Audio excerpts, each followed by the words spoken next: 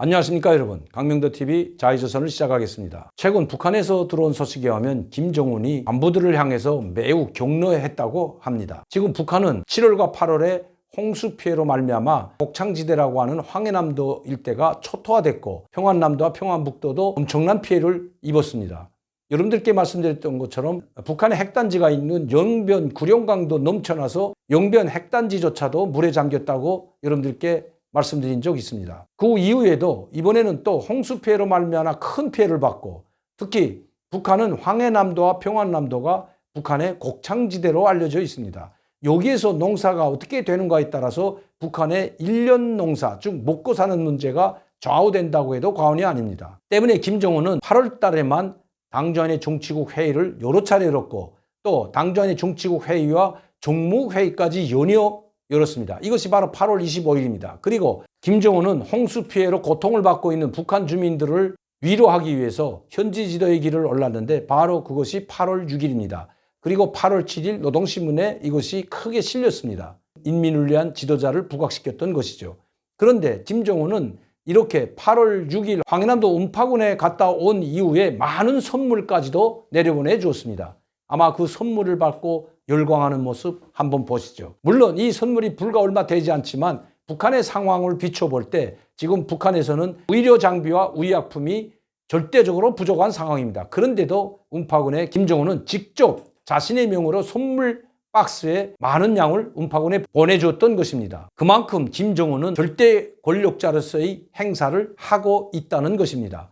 그리고 나서 이번에는 또 이 홍수 피해가 잠시 지나자 태풍 바비에 의해서 또다시 황해남도가 엄청난 물난리를 겪었고 농사에 막대한 피해와 지장을 주었습니다. 김정은은 또다시 8월 27일 태풍 바비로 말미암아 피해를 입은 현장 황해남도 일대를 돌아보았고 황해도민들을 위로하면서 큰 피해가 없어서 다행이라는 말까지 하는 것 노동신문에 크게 보도가 되었습니다. 이것은 김정은이 절대 권력자로서 항상 인민들과 함께 있고 인민을 위해서 봉사한다는 모습을 보여주기에 충분했던 것입니다. 문제는 그 다음에 있습니다. 김정은은 8월 25일 바로 당중앙위원회 정치국 회의와 정무국 회의를 연이어서 이뤘습니다. 그런데 이 자리에서 김정은은 매우 격려해서 간부들에게 호통을 쳤다는 것입니다. 사무실에 앉아만 있지 말고 현장에 내려가서 인민들과 함께 생사고락을 같이 하고 그들의 아픔을 들어주는 그런 모습을 보여주지 못하는 당 고위 간부들에게 엄청난 질책을 했다는 것입니다. 노동신문에도 당전의 정치국 회의와 정무국 회의에서 한 김정은의 말을 인용하면서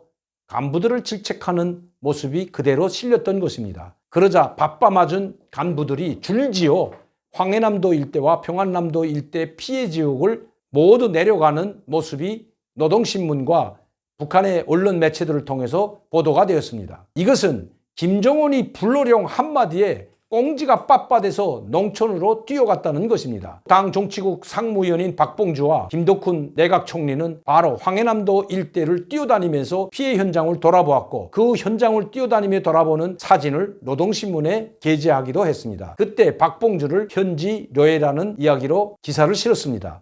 박봉주는 당전의 정치국 상무위원회에 해당하는 서열상 3위 내지 4위로 불리는 최고의 계층입니다. 김덕훈도 마찬가지입니다. 내각 총리로서 현장에 허둥지둥 황해남도 일대를 돌아보면서 김정은의 지시에 복종하는 모습을 보여주었던 것입니다. 김정은이 한마디 호통을 치자 모두 황해남도와 황해도 일대의 피해 지역들을 돌아보는 해프닝이 벌어졌습니다. 여기에는 박봉주와 이병철이 노동신문 일면에 등장합니다. 즉 박봉주와 이병철이 현지에서 피해를 입은 현장들을 지도했다는 이야기가 나와 있습니다. 북한 전문 매체에서는 이런 일을 두고 북한의 쿠데타 설에 대해서 이야기했습니다. 즉 이병철이 현지 지도를 내려갔다는 것은 오직 현지 지도라는 말은 김정은 최고 지도자나 김일성, 김정일 때 쓰던 바로 그 현지 지도라는 말을 썼다는 것으로 해서 마치도 권력이 이병철에게 있는 것처럼 이병철이 쿠데타에 성공한 듯한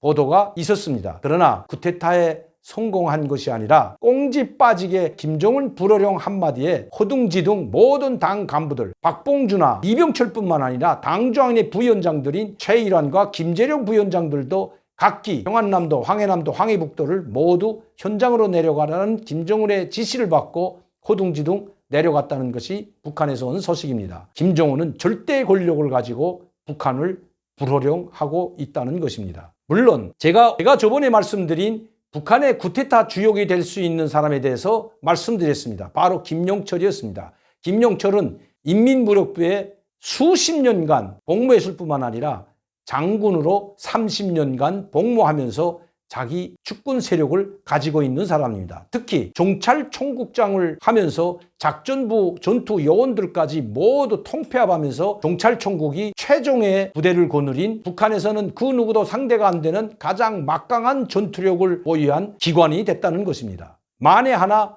김정은을 제거할 수 있는 세력을 형성한다면 지금 당중앙위원회 대남 담당 부위원장을 하고 있는 김용철이라는 이야기를 했습니다. 그것은 김용철이 그런 마음을 가지고 김정은에게 칼을 들이대고 쿠데타를 일으키려고 하고 있는 것이 아니라 만에 할 수 있다면 김용철과 같은 세력화된 사람만이 할 수 있다는 이야기를 했던 것입니다. 지금 북한의 체제와 그 시스템을 보게 되면 현재 김정은에게 쿠데타를 일으킬 만한 세력이 없다는 것입니다. 북한에서의 쿠데타는 아무 때나 일어나는 것이 결코 아닙니다. 김일성을 제거하려던 쿠데타 세력도 마찬가지고 김정일을 제거하려던 쿠데타를 일으키려 했던 장군들도 마찬가지입니다. 이 둘 다 소련의 지원을 받았던 사람들이, 즉 연안파와 소련파라고 하는 50년대 60년대 고위 엘리트 계층들이 바로 김일성을 제거하려 했고, 92년대에는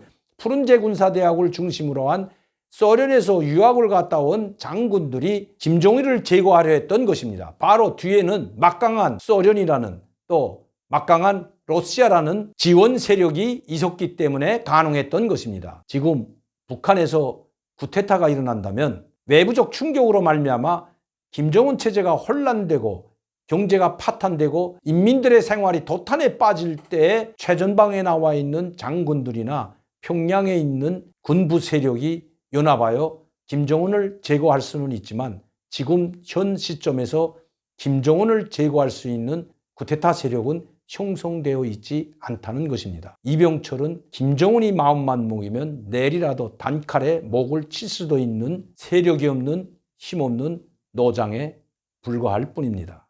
김정은은 막강한 권력을 가졌을 뿐만 아니라 백두혈통의 직계라고 할 수 있는 최고 권력을 가졌던 장성택의 목을 친 장본이라는 것을 우리는 잊어서는 안 됩니다. 오늘도 강명도TV 자주선 시청해 주신 여러분들께 진심으로 감사를 드립니다. 이 우리 흑마늘 골드 진액 식전에 두시면 더 효과가 좋습니다. 이 흑마늘 진액 골드를 한 달만 두시면 기력이 회복될 뿐만 아니라 감기도 예방할 수 있고 면역력을 높여주기 때문에 어떤 바이러스가 들어와도 자체로 우리 몸을 보호할 수 있는 그런 기능에 참 좋다는 겁니다. 항상 저를 사랑해 주시고 격려해 주시는 여러분들께 진심으로 감사를 드립니다. 감사합니다.